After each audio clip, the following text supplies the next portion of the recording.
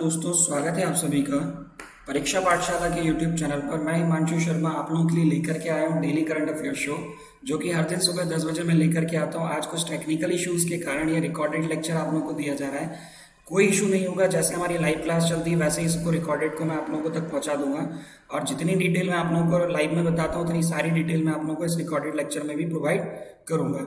Okay, अगर आप लोगों को कोई क्वेश्चन है, क्वेरीज है, तो आप क्या कर सकते हैं, कमेंट बॉक्स में कमेंट कर दीजिएगा, मैं आपको आंसर वहां करते जाऊंगा। चलिए तो स्टार्ट करते हैं हमारा show. Before starting the show मैं आप लोगों को बता देता हूँ कि परीक्षा पाठशाला अब अलग अलग सोशल मीडिया प्लेटफॉर्म्स पर अवेलेबल है। जैसे कि मैं बात करूँ यूट्यूब पर, तो यूट्यूब पर आप लोग चैनल से जुड़े हुए हैं। यदि चैनल को सब्सक्राइब नहीं किया तो प्लीज चैनल को सब्सक्राइब कीजिएगा और बेल आइकन को जरूर प्रेस कीजिएगा। अगर मैं बात करूँ फेसबुक की, तो हम फेसबुक पर भी अवेलेबल है। फेसबुक पर अकाउंट है परीक्षा पाठशाला का। साथ ही साथ परीक्षा पाठशाला बाय हिमांशु सर के नाम से टेलीग्राम पर एक चैनल है, जहां पर आपको हमारे लेक्चर्स की सभी पीडीएफ्स अवेलेबल होंगी। आप इस चैनल से जुड़ने के लिए क्या कर सकते हैं, आप हमारे सभी सोशल मीडिया प्लेटफॉर्म से जुड़ने के लिए लिंक पर जा सकते हो। लिंक आपको मिलेगी हमारे वीडियो लेक्चर, हमारा जो वीडियो है उसके डिस्क्रिप्शन बॉक्स में। तो यहाँ पर आप टेलीग्राम पर इंस्टाग्राम पर भी हमसे जुड़ सकते हैं। चलिए, हर दिन की तरह मैं आप लोगों के लिए लेकर के आता हूँ एक कोट को बोलते हैं सुविचार। ये सुविचार क्या है आज का, don't be afraid to give up the good to go for the great. आपको कभी नहीं डरना चाहिए जो हमारे पास अच्छा है उसको छोड़ करके एक बहुत अच्छे की तरफ जाते समय। इट मीन्स बेहतर से जब हम बेहतरीन की तरफ जाएंगे तो जो हमारे पास अच्छी चीज़ है उसको हम छोड़ेंगे, क्योंकि हमें एक बहुत अच्छी चीज़ मिलने वाली है, इसलिए हमें उस अच्छी चीज़ को छोड़ने से डरना नहीं चाहिए। फॉर एग्जाम्पल, हम अगर यूपीएससी के एस्पायरेंट है और हमें पीएससी में सिलेक्शन हो गया है और हम किसी पोस्ट पर कार्यरत है और हमें आने वाले टाइम में मौका मिल रहा है यूपीएससी की किसी पोस्ट पर जाने के लिए, तो हम ऑब्वियस सी बात है हम क्या करेंगे, हम पीएससी वाली हमारी पोस्ट को छोड़ देंगे। ठीक है, आगे अगर हम बात करें यहाँ पर, तो जैसे कि आप बैंक में क्लर्क बन गए और अब आपको पीओ बनने का मौका मिला, तो आप क्लर्क की पोस्ट को क्या करेंगे, छोड़ देंगे। अगर आप देश के प्रधानमंत्री बन गए, राष्ट्रपति बनने का मौका मिले, तो आप क्या बन जाएंगे, राष्ट्रपति बन जाएंगे। इट मीन जो हमारे पास अच्छा है उसको हम छोड़ के बहुत अच्छे की तरफ क्या करते हैं, जाना की कोशिश करते हैं। और हमें जाना ही चाहिए, तो हमें डरना नहीं चाहिए किस चीज से, हमारे अच्छी चीज को खोने के लिए, क्योंकि हमें एक बहुत अच्छी चीज मिलने जा रही है। क्वेश्चन ऑफ द सेशन, जी हाँ दोस्तों, कल मैंने आपको एक क्वेश्चन ऑफ द सेशन दिया था। उसमें आपसे एक क्वेश्चन हर दिन सेशन में देता हूँ और एंड में आपको बताता हूँ कि इसका आंसर आपको कहाँ करना है, कमेंट बॉक्स में करना है। काफी सारे लोगों ने इसका आंसर किया था और क्वेश्चन ये था कि which country declares rape a national emergency after spike in cases. किस देश ने लगातार रेप के बढ़ते हुए केसेस को ध्यान में रखते हुए रेप को राष्ट्रीय आपात घोषित कर दिया है। तो इसका आंसर आप लोगों ने किया था और इसका सही आंसर है लाइबेरिया। इसका करेक्ट आंसर क्या है, लाइबेरिया। लाइबेरिया के जो प्रेसिडेंट है जॉर्ज वी, कौन है, जो प्रेसिडेंट हैं जॉर्ज वी, उन्होंने डिसाइड किया है कि क्योंकि एक अफ्रीकन कंट्री है और अफ्रीका में लॉकडाउन के टाइम पर भी अगर देखा जाए तो रेप के लगातार केसेस बढ़ते गए, जिसको लेकर के इन्होंने क्या किया, अपने देश में एक नेशनल इमरजेंसी लगाने की बात की कि भाई जो रेप है वो नेशनल इमरजेंसी की तरह हम इसको ट्रीट करेंगे और इसको कैसे टेकल किया जाए, उसके नए नए रास्ते लोग खोजेंगे और उस प्रॉब्लम को कैसे रिजॉल्व की जाए उसको लेकर के ये काम कर रहे हैं। और ये ऐसा इसलिए किया गया क्योंकि जो यहाँ पर लाइबेरिया की राजधानी है मोनरोविया, जो लाइबेरिया की राजधानी है मोनरोविया में पिछले महीने काफी हजारों लोगों ने यहाँ पर मिलकर के प्रोटेस्ट किया था इसके अगेंस्ट। तब गवर्नमेंट ने डिसीजन लिया और डिसीजन लिया कि नेशनल सिक्योरिटी टास्क फोर्स बनाई जाएगी, जो कि सेक्सुअल और जेंडर बायस्ड, मतलब लिंग के आधार पर और जो सेक्सुअल हरासमेंट वगैरह हो रहा है उसको लेकर के यहाँ क्या करेगी, ये टास्क फोर्स बनाई जाएगी जो इस पर ध्यान रखेगी और लोगों को इसके प्रति अवेयर करेगी और इनके अगेंस्ट कैसे एक्शन लिया जाए उसको लेकर के एक पूरी की पूरी टीम तैयार की जाएगी। डिसीजन लिया जॉर्ज वी प्रेसिडेंट कहाँ के, लाइबेरिया के। अब मैं बात करता हूँ यहाँ पर वर्ल्ड वाइड। तो सबसे पहले मैं विश्व स्तर पर वर्ल्ड वाइड बात करूँ तो दुनिया भर में एक रिपोर्ट के अनुसार विश्व भर में जो टॉप मोस्ट कंट्री है वो कौन सी है, साउथ अफ्रीका विश्व भर में ऐसा देश है जो रेप के मामले में सबसे पहले नंबर पर आता है। और यहीं पर हम बात करें मैपल क्राफ्ट रिपोर्ट की, तो मैपल क्राफ्ट रिपोर्ट के अनुसार भारत विश्व का 7वें नंबर का सबसे खराब देश है। यह सबसे ज्यादा रेप होने वाला देश है, जहां पर सबसे ज्यादा रेप के केसेस रिपोर्ट किए जा रहे हैं। मैपल के हिसाब से इंडिया कौन से नंबर पर, इंडिया 7वें नंबर पर यहाँ पर आ जाता है। अगर मैं रिपोर्ट उठा लूँ एनसीआरबी की, यदि मैं नेशनल क्राइम रिकॉर्ड ब्यूरो की रिपोर्ट उठाता हूँ, एनसीआरबी क्या है, नेशनल क्राइम रिकॉर्ड ब्यूरो, यदि मैं एनसीआरबी की रिपोर्ट उठाता हूँ तो इसके अनुसार ये कहा गया है कि भारत में, इंडिया में अगर हम बात करें तो सिर्फ 10% ऐसे मामले होते हैं जिनको रिकॉर्ड किया जाता है। It mean only 10% cases are being registered, मतलब कितने केस रजिस्टर्ड किए जा रहे हैं, सिर्फ 10% केस ही ऐसे हैं जो रजिस्टर्ड किए जा रहे हैं, इट मीन्स जिनके बारे में हम रिकॉर्ड मेंटेन कर पा रहे हैं। Otherwise 90% cases of the rape are not reported, अब ये रिपोर्ट ही नहीं किए गए हैं। तो इसका मतलब अपने पास जो डाटा है वो बहुत ही कम केसेस का है, क्योंकि रिपोर्ट ही कम हो रहे हैं। तो जब रजिस्टर्ड कम हो रहे हैं तो उसका डाटा हमारे पास में बहुत कम आ रहा है। आगे अगर हम बात करते हैं यहाँ पर, तो कहा जाता है कि भारत में इंडिया में हर 20 मिनट में एक रेप केस की घटना घट रही है। आप अंदाजा लगा सकते हैं देश की हालत क्या है। हर 20 मिनट में एक रेप केस यहाँ पर रजिस्टर्ड किया जा रहा है भारत में। आगे अगर अपन बात करें यहाँ पर, तो 2018 के आंकड़े कहते हैं 33,356 केस रजिस्टर्ड किए गए थे भारत में, जो कि 2017 में 32,559 हुआ करते थे। अब आप देखो कितना हाइक है यहाँ पर 33,356 केस रजिस्टर्ड किए गए, जो कि पहले 2017 में 32,559 केस ही रजिस्टर्ड होते थे। अगर रेप की बात करें, रेप के मामलों की अगर हम यहाँ पर बात करते हैं, तो मध्य प्रदेश भारत के सबसे ज्यादा रेप केस रजिस्टर्ड होने वाला स्टेट है, जहां पर 5,450 केस पर ईयर। इस हिसाब से अगर अपन देखें तो 15 rape case per day registered किए जा रहे हैं। कहां पर? मध्य प्रदेश में। महिला उत्पीड़न की अगर हम बात करें तो उत्तर प्रदेश महिला उत्पीड़न के मामले में आगे, जबकि हम इंडिविजुअली रेप केसेस की बात करें यहाँ पर, तो मध्य प्रदेश 5,450 केसेस के साथ में टॉप मोस्ट स्टेट बन चुका है। तो ये जो घटनाएं इनको रोकने के लिए सरकार और जो हमारे अलग अलग विभाग, डिपार्टमेंट और जो कमीशन है, चाहे वो महिला आयोग की बात कर लें हम, और या फिर हम अपने ministry of child and women development की बात करें, या हमारे देश के गृह मंत्रालय की बात करें, अलग अलग जगहों पर इसको लेकर के भारत में भी अलग अलग प्रयास किए जा रहे हैं। जैसे कि निर्भया फंड बनाया गया है, जिसमें निर्भया के नाम से एक अलग अलग पुलिस को क्या किया गया, एक वैन दे दी गई है, जो कि क्या होगी, पेट्रोलिंग वैन है, जो कि सिर्फ और सिर्फ महिलाओं की सुरक्षा के लिए ही लगाई गई है। अलग अलग राज्यों में अलग अलग राज्यों के मुख्यमंत्रियों ने महिला सुरक्षा को लेकर के अलग अलग काम किए। जैसे कि पिंक टैक्सी के नाम से टैक्सी शुरू की गई है, जहां पर सिर्फ महिलाएं टैक्सी चलाने वाली होंगी चालक, और उसमें महिलाएं ही यात्रा कर सकते हैं। ऐसे बहुत सारे अलग अलग राज्यों में इनिशिएटिव्स लिए गए हैं महिला सुरक्षा को लेकर के, लेकिन आज भी महिला सुरक्षा की अगर बात की जाती है तो भारत की स्थिति आपको यहाँ पर दिखाई दे रही है। चलिए आगे चलते हैं। उसके बाद हम यहाँ पर इसकी ज्योग्राफिकल कंडीशंस की बात करें। लाइबेरिया की जो ज्योग्राफिकल कंट्रीज है, ये अफ्रीकन कंट्री है लाइबेरिया, और यहाँ पर आप लोगों ने देख ही चुके हैं, इसकी जो कैपिटल है वो है मोनरोविया। इसकी राजधानी का नाम क्या है? मोनरोविया। और यहाँ की जो मुद्रा है वो है डॉलर। मोनरोविया कैपिटल हो गई, राजधानी, और करेंसी हो गई डॉलर।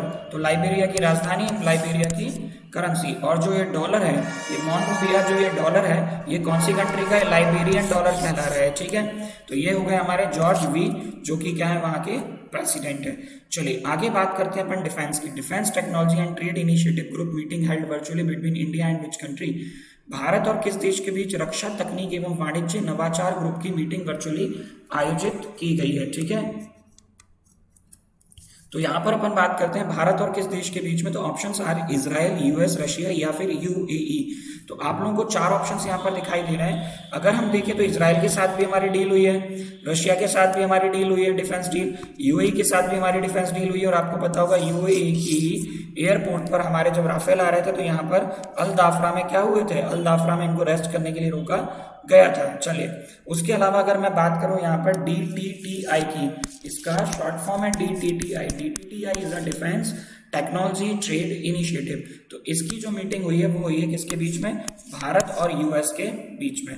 अब भारत और यूएस के बीच में ये जो डील हुई है, ये हर साल तो नहीं होती, ये कब होती है? हर 2 साल में एक बार होती है। इसको क्यों बनाया गया? इसको बनाने का उद्देश्य है कि भारत और अमेरिका के बीच में जो रक्षा तकनीक है उसको लेकर के आपस में कैसे सहयोग किया जा सके, और दोनों देश मिलकर के दोनों देशों की रक्षा तकनीक को कैसे प्रमोट कर सके, उसके लिए मीटिंग आयोजित की गई। ये जो मीटिंग है पहली बार ऐसा हुआ है जब ये वर्चुअली आयोजित की गई है। इसके अलावा नहीं तो हम क्या करते हैं, या तो इंडिया में वो लोग आ जाते हैं या फिर हम वहां अमेरिका चले जाते हैं। तो इसका मुख्य उद्देश्य क्या है? डिफेंस तकनीक के सहयोग को बढ़ाना एक दूसरे देश के बीच में।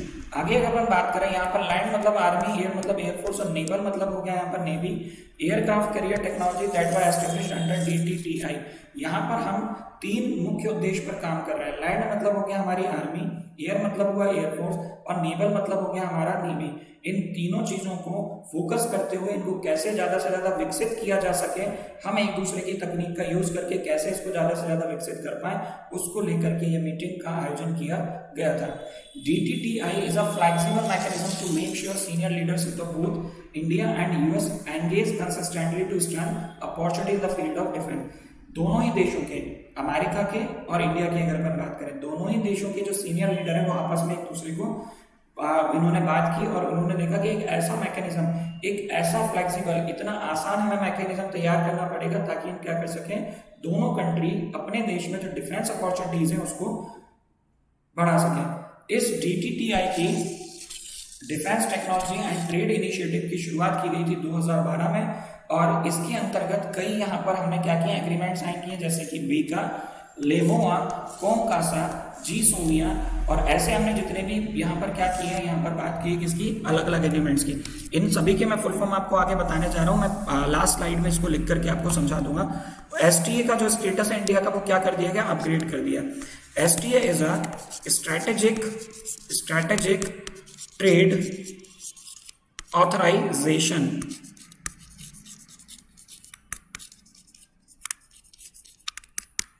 ये एक स्टेटस होता है जिसमें स्ट्रेटेजिक ट्रेड की हम बात करते हैं। जो हमारा स्टेटस था वो पहले सेकंड कैटेगरी का था जिसको अब कर दिया गया फर्स्ट कैटेगरी का। इट मींस हमारे इस स्टेटस को अपग्रेड कर दिया किसने, यूएस ने।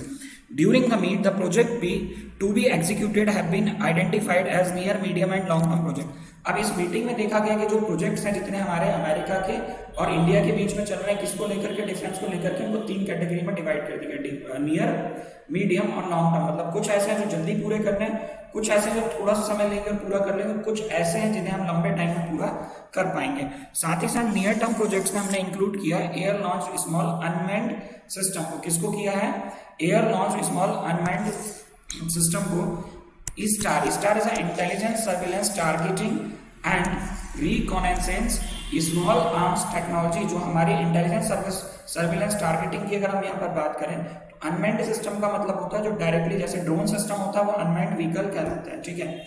इसके अलावा यहाँ पर कुछ ऐसे प्रोजेक्ट्स हैं जो कि मैरीटाइम डोमेन अवेयरनेस सॉल्यूशन को लेकर के, मैरीटाइम का मतलब होता है समुद्री, और इस प्रोग्राम को लेकर के यहाँ पर काम किया गया। VIMRAM, VIMRAM is a virtual augmented mixed reality for aircraft maintenance.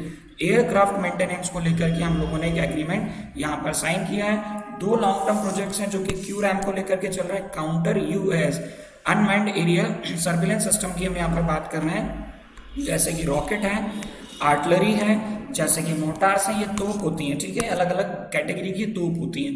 System for Indian army and train shipping obstacle system. Train का मतलब होता है स्थल, मतलब जमीन पर चलने वाली वो चीजें जो जमीन पर चलती हैं, और ऑब्स्टेकल का मतलब होता है बहुत ऐसा एरिया है जहां पर हम क्या करते हैं, ऐसे स्थलीय एरिया की बात करते हैं जहां पर पहाड़ी एरिया है, हम हमारे जो डिफेंस के हमारे चाहे वो तोप हो या एयरक्राफ्ट को वहाँ उतार नहीं पाते हैं, तो ऐसे एक सिस्टम को तैयार करना है कि वो क्या कर पाए, ऐसे रॉकेट्स, आर्टिलरी और मोटार बनाए जाएं जो वहां पर आसानी से जा सके। The ongoing pandemic has delayed the timely execution of these project. ये जो अभी आपने देखा हाल ही में हमारा क्या चल रहा है यहाँ पर, जो हाल ही में हमारा कोरोना चल रहा है, इसने क्या कर दिया, हमारे जितने भी ऑनगोइंग जो चल रहे प्रोजेक्ट्स हैं उनको डिले कर दिया, उनके टाइम को लेट कर दिया है। चलिए अब आ जाते हैं अपन यहाँ पर बात करते हैं कोमकासा की। सबसे पहले मैंने बोला आपको फुल फॉर्म्स बताऊंगा मैं। COMCASA, COMCASA is a communication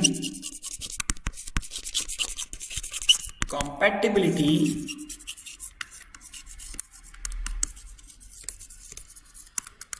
and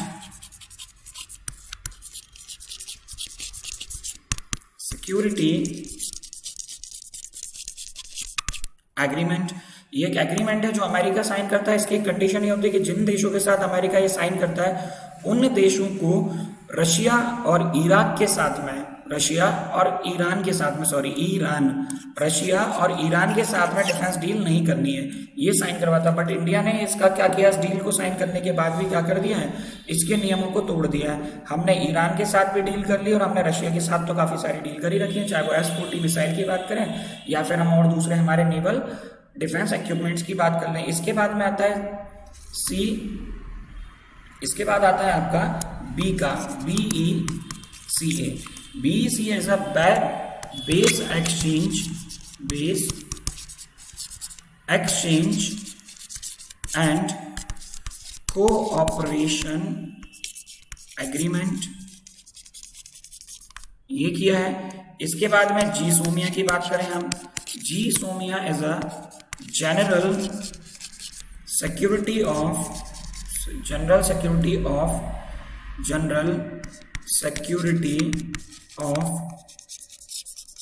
military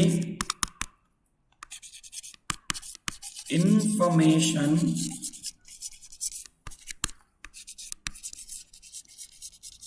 agreement.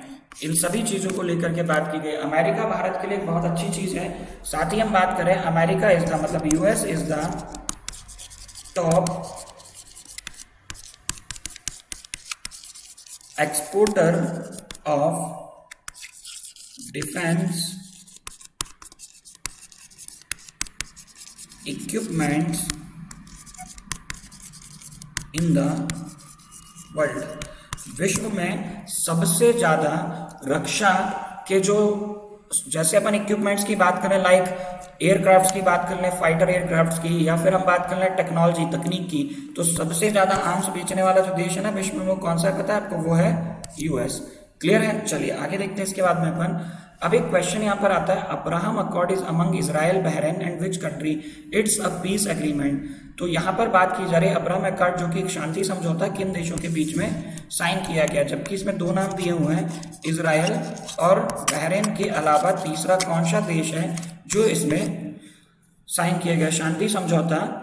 Israel, Bahrain और किस देश के बीच में साइन किया गया? तीसरे देश का आपको नाम बताना है। यहाँ पर इजराइल, तो इजराइल तो हो नहीं सकता क्योंकि ऑप्शन में ही है। यूएस हो सकता है, रशिया हो सकता है, और यूएई भी हो सकता है। यूएस को आपको ऑप्शन मैंने दिया है ताकि आप कंफ्यूज हो जाए, तो ठीक है, यूएस इसका आंसर नहीं है, क्योंकि यूएस तो है मीडिएटर, यूएस की निगरानी में ये काम किया गया है, मीडिएटर है। और रशिया इसका है नहीं आंसर, इसका करेक्ट आंसर है यूएई। चलिए तो अपन बात करते हैं, उसके पहले मैं आपको बता देता हूँ इसकी ज्योग्राफिकल कंडीशन। ज्योग्राफिकल कंडीशंस का मतलब है यहाँ पर किस तरीके से यहाँ पर किस तरीके से हम बात कर रहे हैं किसकी? इजराइल की। तो सबसे पहले इनकी कंडीशंस देखिए, कौन सा देश कहां पर है ना?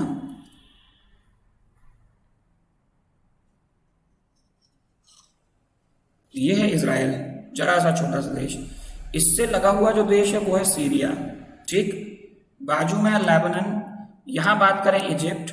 इसके बाद में करूं, यहां पर देखो, इससे थोड़ा सा नजदीक आप जाओगे तो इराक, और अगर इसके पड़ोसी का सड़ोसी देश देखोगे तो ईरान, और इधर आओगे तो सऊदी अरेबिया, इधर देखोगे तो सूडान, इधर आ जाओ तो ओमान, इधर आ जाओ तो यमन, इधर आ जाए तो ये सारे देश आपको दिखाई दे रहा है। ये यूएई है, यहाँ पे आ गया ये बहरीन है ना। ये कुछ 2-3 देश थोड़े से इंपॉर्टेंट है, यूएई, बहरीन, सीरिया, लेबनान, ठीक है, और इजिप्ट।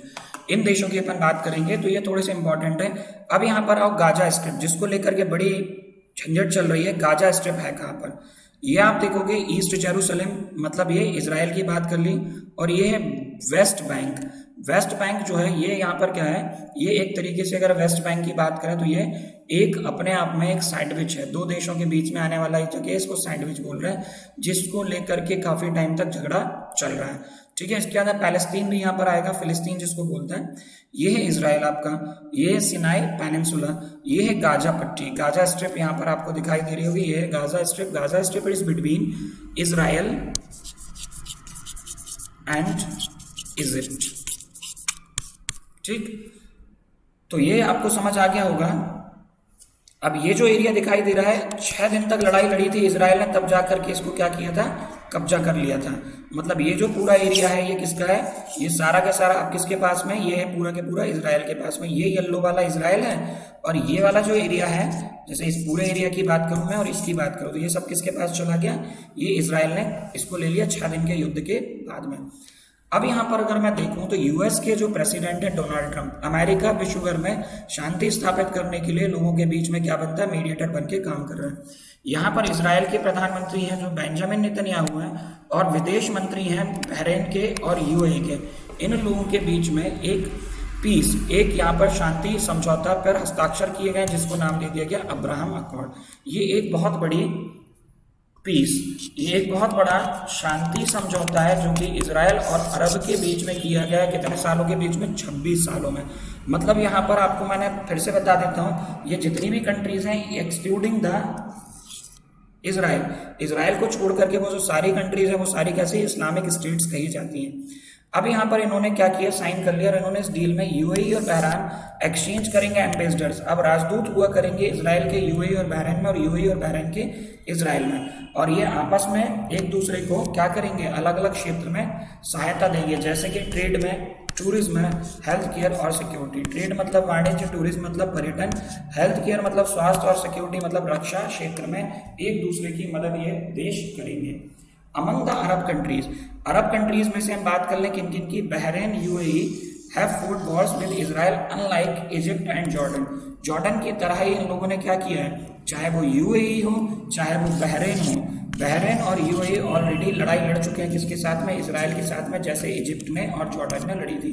बट इजिप्ट की अगर मैं बात करूं, इजिप्ट की अगर मैं बात करता हूं यहाँ पर, इजिप्ट एक पहला देश है, पहली अरब कंट्री है जिसने शांति समझौते पर हस्ताक्षर किया था इजराइल के साथ, वो भी कब, 1979 में। याद रखना है, क्वेश्चन पूछे जा सकते हैं।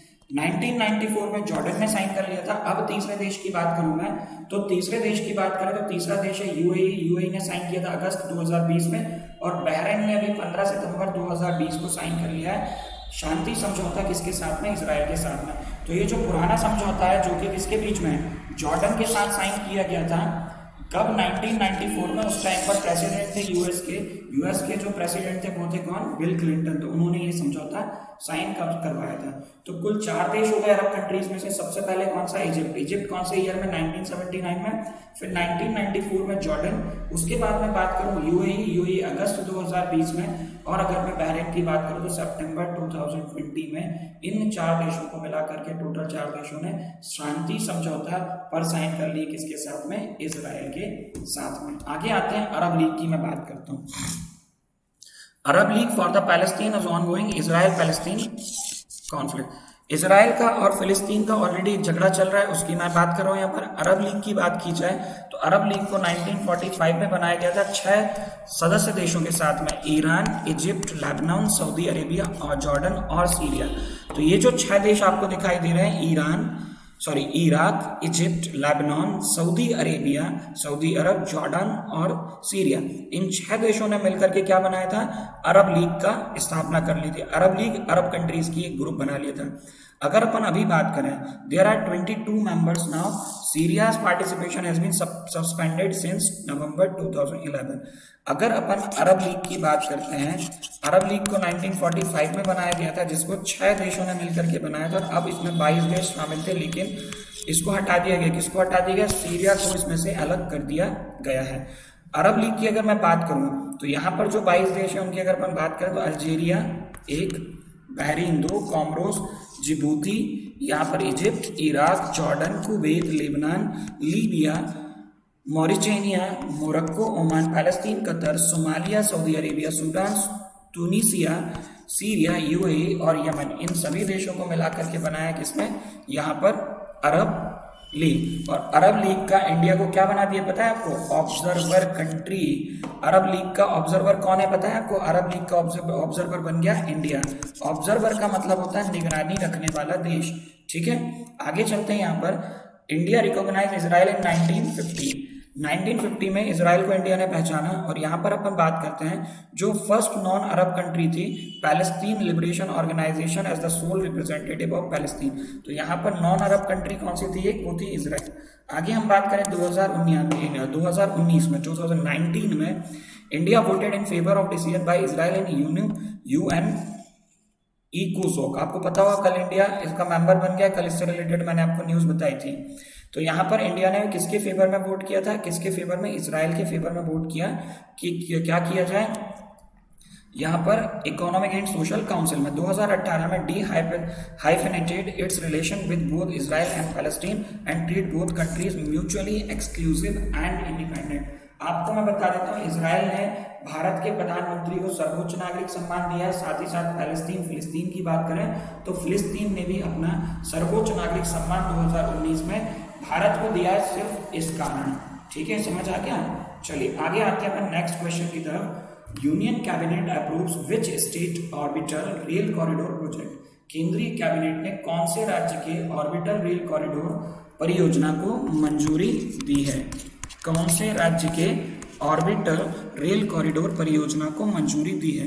मध्य प्रदेश को दी है, हरियाणा को दी है, बिहार को दी है, या फिर आंध्र प्रदेश को दी है? तो करेक्ट आंसर अगर मैं इसका देखूं तो मध्य प्रदेश और बिहार होना चाहिए। वैसे अगर देखा जाए तो क्यों? क्योंकि कल भी मैंने आपको बताया था इन दो राज्यों में चुनाव है, यहाँ पर विधानसभा चुनाव है, यहाँ पर उपचुनाव है। ठीक है, तो इसका करेक्ट आंसर क्या है? इसका करेक्ट आंसर है हरियाणा। अब मैं बात करता हूँ सबसे पहले मध्य प्रदेश की। मध्य प्रदेश की बात करें तो मध्य प्रदेश की कैपिटल है भोपाल और मध्य प्रदेश के सीएम है शिवराज सिंह चौहान। हरियाणा की बात करें, हरियाणा की कैपिटल चंडीगढ़, हरियाणा के सीएम मनोहर लाल खट्टर और वीपी सिंह बदनोरे जो हैं ये हैं गवर्नर। तो ये है गवर्नर, ये है सीएम और ये है कैपिटल। अब बात करें बिहार की, तो बिहार की कैपिटल है पटना, मुख्यमंत्री है नीतीश कुमार, और अगर मैं बात करूं गवर्नर की तो श्री फागू चौहान जो है वो है गवर्नर। अब मैं बात करूं आंध्र प्रदेश की, आंध्र प्रदेश की कैपिटल अमरावती, जगनमोहन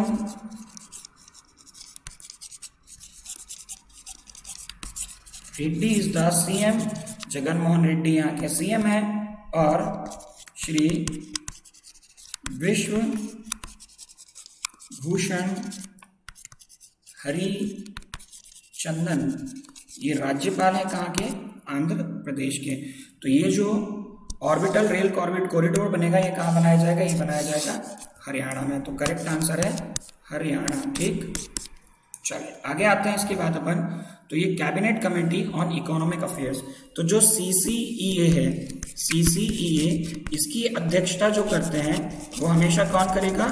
वो करेगा कौन? Prime minister. और इन्होंने अप्रूवल दिया कि Haryana orbital rail corridor design किया जाएगा जो कि पलवल सोनीपत से, कहाँ? सोनीपत, पलवल सोनीपत वाया सोना मानेसर और खार खौडा से होते हुए निकलेगा। इस प्रोजेक्ट की अगर अपन बात करें तो इसको बनाने वाली जो कंपनी रहेगी वो इम्प्लीमेंटेशन कौन करवाएगा? Haryana rail infrastructure development corporation limited HRIDC। और इस पूरे कार्यक्रम, इस पूरे प्रोजेक्ट परियोजना का जो अमाउंट है वो कितना है? 5,617 करोड़ रुपए। The rail line will start from Palwal and and existing Harsana कला स्टेशन जो कि दिल्ली अंबाला सेक्शन में आता है। This project will offer connectivity and route existing Patli station, Sultanpur station and Asaudha station, इनको जो कि रोहतक लाइन पर है, इन तीनों को जोड़ने का ये काम करेगी। The project will connect unreserved area of the state of Haryana, Haryana का ऐसा एरिया जो कि अनसर्व्ड है। अनसर्व्ड का मतलब होता है जिस पर रेल सेवा अभी नहीं दी गई है। और इससे फायदा होगा इकोनॉमिक और सोशल एक्टिविटीज को बूस्ट करने में, कहाँ पर? हरियाणा में। अब अपन बात कर लेते हैं रेलवेज की। तो मिनिस्टर ऑफ रेलवेज मतलब जो हमारे रेलवे मिनिस्टर हैं वो कौन है? तो वो है श्री पीयूष गोयल जी। और रेलवे बोर्ड के जो चेयरमैन है वो है श्री VK यादव जी। कौन है? VK यादव। समझ आया आप सभी को? चलिए आगे चलते हैं। Which state government launches my family my responsibility campaign, किस राज्य सरकार ने मेरा परिवार मेरी जिम्मेदारी नाम का अभियान की शुरुआत की है? मध्य प्रदेश ने की है, हरियाणा ने की है, महाराष्ट्र में की है, या फिर आंध्र प्रदेश ने की है? अब इसके करेक्ट आंसर की अगर मैं बात करूं तो करेक्ट आंसर तो इसका कुछ भी हो सकता है सर, मध्य प्रदेश भी हो सकता है। मध्य प्रदेश के अलावा मैं बात करूं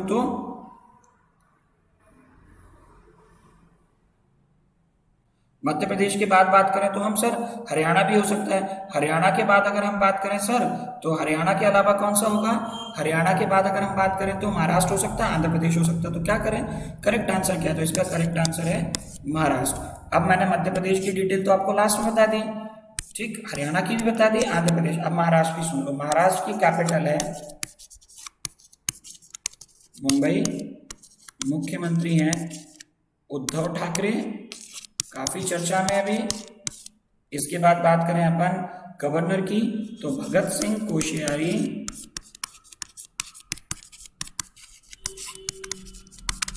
ये राज्यपाल हैं कहाँ के? ये राज्यपाल है बच्चों किस देश के, सॉरी किस राज्य के? तो ये हो गए किस राज्य के? तो ये हो गए हमारे कौन से राज्य के? महाराष्ट्र के। और ये जो व्यक्ति हैं जो राज्यपाल हैं महाराष्ट्र के, इनके पास में गोवा का प्रभार भी है। गोवा के राज्यपाल का प्रभार भी किसके पास है? भगत सिंह कोश्यारी जी के पास में। अब चलो देखते हैं इस योजना को लॉन्च क्यों किया गया है। ये कैंपेन है जो कि माय फैमिली माय रिस्पॉन्सिबिलिटी के नाम से स्टार्ट किया गया है, जो कि कोरोना वायरस फैल रहा है उसको कम करने के लिए ये अवेयरनेस प्रोग्राम लॉन्च किया गया है। इस प्रोग्राम की अगर अपन बात करें तो इसका जो पहला फेज है वो अक्टूबर 10 अक्टूबर को खत्म होगा, और जो दूसरा फेज है वो 12 अक्टूबर से 24 अक्टूबर तक चलाया जाएगा। इसमें डोर टू डोर सर्वे करवाया जाएगा, जो कि ब्रह्म मुंबई म्यूनिसिपल कॉर्पोरेशन के द्वारा किया जाएगा, जिसको अपन बीएमसी के नाम से जानते हैं। मतलब यहाँ पर क्या किया जाएगा, कैंपेन है जिसके अंतर्गत हर घर तक जाएंगे और वहां पर क्या करेंगे, लोगों के टेस्ट किए जाएंगे, और टेस्ट करने के बाद सर्वे किया जाएगा और टेस्ट किया जाएगा। यदि उनको कोई बुखार वगैरह है, कोई प्रॉब्लम्स है, जो कि सिम्टम्स होते हैं कोविड-19 के, तो उनका एक रिकॉर्ड मेंटेन किया जाएगा और उन्हें इलाज दिया जाएगा।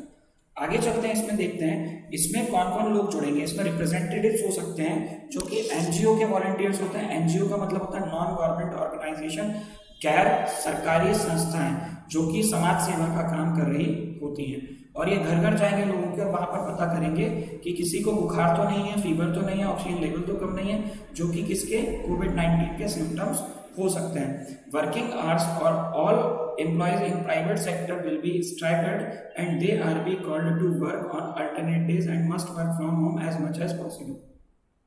और जितने प्राइवेट ऑफिसेज हैं उनके कर्मचारियों के लिए निर्देश दिए गए हैं कि वो कम से कम टाइम ऑफिस में रहें और अल्टरनेट डेज में ऑफिस जाएं। आज गए हैं तो कल नहीं जाएंगे, कल गए तो फिर परसों नहीं जाएंगे, और जितना ज़्यादा से ज़्यादा हो सकता है कोशिश करें कि घर से ही बैठ करके काम किया जा सके, तो उस मेथड को वो यूज़ कर लें।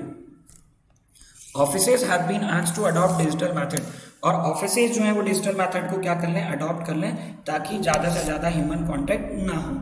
तो ये इसको नाम दिया माझे कुटुंब माझे जवाबदारी, my family my responsibility. Clear है? चलिए आते हैं हम नेक्स्ट क्वेश्चन की तरफ। Amazon science which actor for its Alexa voice assistant. Amazon ने किस अभिनेता को अपने एलेक्सा वॉइस असिस्टेंट के लिए साइन किया है? आयुष्मान खुराना को किया है, अमिताभ बच्चन को किया है, अजय देवगन को किया है, या संजय दत्त को किया है? बच्चों इसका आंसर आप लोग आसानी से बता देंगे, मुझे पता है, क्योंकि आप लोगों को पता होगा यहाँ पर। तो इसका करेक्ट आंसर क्या है? इसका करेक्ट आंसर है अमिताभ बच्चन। अमिताभ बच्चन को क्या किया गया है यहाँ पर? अमिताभ बच्चन को यहाँ पर बनाया गया है क्या, एलेक्सा वॉइस असिस्टेंट के लिए टाई अप किया है, हस्ताक्षर किए हैं, साइन करवाए यहाँ पर किसके बीच में? अमेजोन ने अमिताभ बच्चन के साथ में। अमेजोन एक बड़ी कंपनी है। अमेजोन की मैं बात करूँ तो अमेजोन अगर स्टार्टिंग की बात करें तो 1994 5 जुलाई 1994 में ये शुरू की गई है। जेफ बेजोस जो है वो इसके फाउंडर हैं। और अगर बात करूँ मैं इसके हेड ऑफिस की, तो इसका हेड ऑफिस कहाँ पर है पता है आपको? वॉशिंगटन डीसी में, ठीक है। अब ये जो एलेक्सा ये क्या होता है? ये एक वॉइस रिकॉग्नाइज डिवाइस होता है जो कि ऑपरेट करता है हमारे इलेक्ट्रॉनिक इक्विपमेंट्स को बाय अवर वॉइस रिकॉग्नाइज और बाय वॉइस ऑर्डर्स। कैसे? जैसे वॉइस इंस्ट्रक्शन देता है एलेक्सा एसी ऑन कर दो। अब एसी की अगर अपन बात करें तो एसी उससे कनेक्टेड होगा, ऑन ऑफ का सिस्टम उसमें सेव हो जाएगा। टीवी चलाना है, चैनल चेंज करना है, मोबाइल फोन को हमारा क्या करना है, असिस्टेंट जैसे यूज करते हैं, जैसे गूगल असिस्टेंट आपने सुना होगा फोन को चलाता है, ऐसे ही हमारे इलेक्ट्रॉनिक इक्विपमेंट्स जो घर में होते हैं उन सभी को ऑपरेट करने का काम एलेक्सा कर देता है। तो एलेक्सा के साथ में किसने टाइप कर लिया है, मतलब किसने साइन किया है? तो वो किया अमिताभ बच्चन ने। अब एलेक्सा की जो वॉइस है वो किसकी वॉइस होगी पता है आपको? वो होगी किसकी वॉइस? अमिताभ बच्चन की। ये पहले भारतीय सेलिब्रिटी हैं जिसने इस तरीके के साथ टाई अप किया है। अमेजोन फर्स्ट यूज, अमेजोन ने इसके पहले किसको यूज किया है? सैमुअल एल जैक्सन को यहाँ पर ऑलरेडी साइन कर चुके हैं, जो कि ये पहले पर्सन थे। तो यहाँ पर आपको समझ आ गया होगा, ये एक तरीके का क्या है? ये एक तरीके का डिवाइस है जो कि हमारे इलेक्ट्रॉनिक इक्विपमेंट्स को क्या करता है? ऑपरेट करने के लिए काम में आता है। नेक्स्ट क्वेश्चन तो है नहीं यहाँ पर, नेक्स्ट नहीं है। Government issues postage stamp commemorating first successful anti satellite missile, जिसे अपन ए-सैट मिसाइल के नाम से जानते हैं। तो पोस्टेज स्टाम्प का मतलब होता है डाक टिकट। एक डाक टिकट जारी किया गया है जो हमारे एंटी सैटेलाइट मिशन, जो कि मिशन शक्ति से रिलेटेड था, उसको लेकर के यहाँ पर डाक टिकट डाक विभाग ने क्या किया है? जारी कर दिया है। अगर इसकी बात करें तो इसका जो कॉमेमोरेटिंग फर्स्ट सक्सेसफुल एंटी मिसाइल की जो ये डाक टिकट जारी की गई, इस कार्यक्रम में राष्ट्रीय सुरक्षा सलाहकार एनएसए को हम बोलते हैं यहाँ पर राष्ट्रीय सुरक्षा, जो कि कौन है? अजीत डोभाल है। राष्ट्रीय सुरक्षा सलाहकार का पद 1998 में बनाया गया था और इस पद पर ब्रजेश मिश्र पहली बार बैठे थे। मतलब इस पद पर आसीन होने वाले पहले व्यक्ति कौन थे? ब्रजेश मिश्र, जो कि बहुत ही खास या बोल सकते हैं बहुत ही इंटेलिजेंट ऑफिसर थे अटल बिहारी वाजपेयी जी के। आप लोगों को पता होगा पोखरण में जो ऑपरेशन किया गया था, जिसमें परमाणु परीक्षण किया गया था, वो पूरा इन्हीं के अंडर सुपरविजन करवाया गया था। ठीक है, चलिए। तो राष्ट्रीय सुरक्षा सलाहकार जो हमारे अजीत डोभाल जी, और अजीत डोभाल भी कहीं कम आदमी नहीं है भाई। इनके बारे में बात की जाती, बताया जाता 3 साल तक पाकिस्तान में रहे, अलकायदा और जैश ए मोहम्मद जैसे आतंकी संगठनों के साथ जुड़ के इन्होंने काम किया, आतंकवादी की इन्होंने ट्रेनिंग ली है। चलिए देखते हैं आगे इसके बाद में अपन। तो गवर्नमेंट ने डीआरडीओ की तरफ से जो एक ऑपरेशन किया गया था, ए-सैट ऑपरेशन बोल सकते हैं, या फिर हमने मिशन शक्ति का जो टेस्ट किया था 27 मार्च को 2019 में, जिसे ASAT anti satellite missile APJ Abdul Kalam land Orissa से किया गया था। इसको लेकर के इन्होंने क्या किया है? उसको लेकर के एक डाक टिकट जारी कर दी गई है, हिट टू किल मोड। अब पहले मैं बता देता हूँ एंटी सैटेलाइट मिशन क्या होती है। देखो, विश्व में कुल 3 देश, रशिया, अमेरिका, जापान, इन 3 देशों के पास ये ऐसी है तकनीक है जिसके थ्रू ये क्या कर सकते हैं? Satellite missile, anti satellite missile होती है, जो कि हमारे देश के जो उपग्रह हैं, हम क्या करते हैं? हमारे उपग्रहों को कहाँ छोड़ देते हैं? स्पेस में छोड़ देते हैं। जैसे पृथ्वी के ऑर्बिट में वो क्या कर रहे हैं? चक्कर लगाते जा रहे हैं पृथ्वी के, जो हमारी सैटेलाइट से उपग्रह हैं। ये उपग्रह हमारे काम आते हैं हमारी कम्युनिकेशन में। आज जो हम 5G टेक्नोलॉजी और जो इतनी हाई स्पीड इंटरनेट की बात कर रहे हैं, मेरे पास नहीं चल रहा वो अलग बात है, अभी हाई स्पीड इंटरनेट की बात कर रहे हैं, हाई स्पीड कम्युनिकेशन सिस्टम की बात कर रहे हैं, ये हमारा सिर्फ और सिर्फ किसके कारण हो सकता है? ये उपग्रह, या फिर हम बात करें किसकी? हमारे सैटेलाइट के कारण ये पॉसिबल हो सकता है। अब जब फ्यूचर में युद्ध लड़ा जाएगा, तो फ्यूचर में जब युद्ध लड़ा जाएगा तो आपने उरी मूवी देखी होगी। उरी मूवी में हमने बहुत सारी चीज़ों का यूज़ किया था, बहुत सारी तकनीक का। हम लोगों ने गूगल मैप्स का यूज़ किया था। अब ये किसके कारण हो पाया पॉसिबल?